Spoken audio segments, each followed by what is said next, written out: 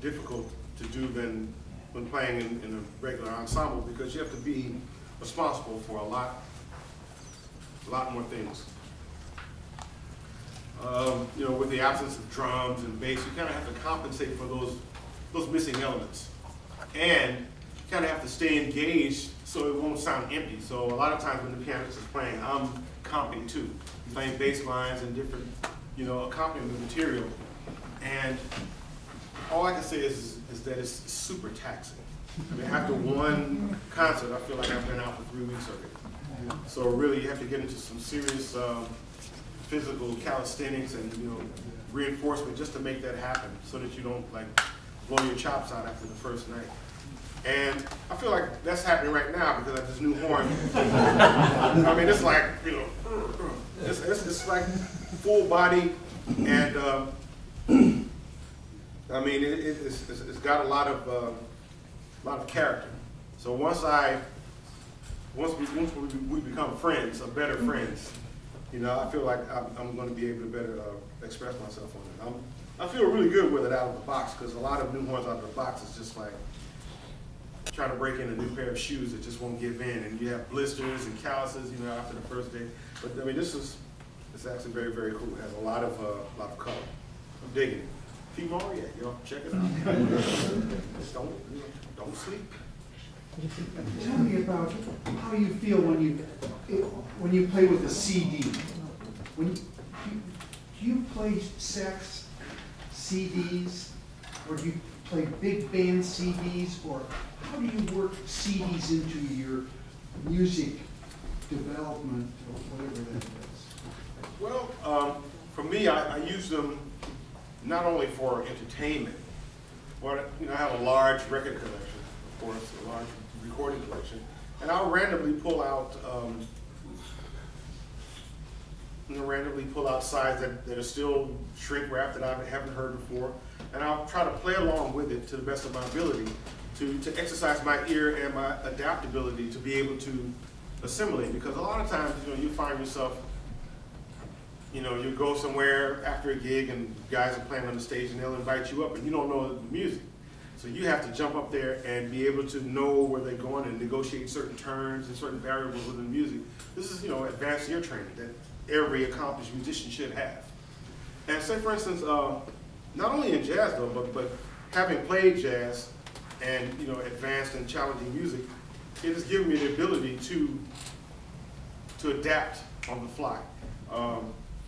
Since around 2000, 2001, I've been touring on and off with the Grateful Dead and different types of rock bands. I've done some stuff with Bob Dylan and Bonnie Raitt, James Taylor, David Crosby, all these kind of people, And they'll call me, based upon my experience, with the Grateful Dead. Say, call this guy, he's open-minded, and but I don't have any music, so I step on stage the first concert with no music, and they'll just start playing, and I have to act as if I know the song, and that's because I can hear the chords they're playing and where they're going, and that comes from just playing CDs at random, or sitting, watching television and playing along with cartoons, and or listening to the radio and tuning into stations, that support a genre that's not particularly my cup of tea, but I do it, just for fortification, just to keep my feet grounded, because we can always be comfortable in an environment that we create for ourselves, that bubble,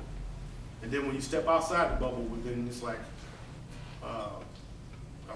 fish out of water, as they say, and I don't want to get caught up like that. And I think, to my benefit, and one reason why, I've been a successful hired gun as well as a successful, individual artist, is because people know that either I'm game or I'm open-minded enough to, to get into their environment without any, without any essence of superiority, like this music is beneath me, or that, I'm a jazz musician, I'm not doing that. It's not, that I'll do anything for the money, but I'll do it because it may be challenging, and it may also present me to an audience that probably wouldn't have, come to my music in the first place. So it's been great through playing, random CDs.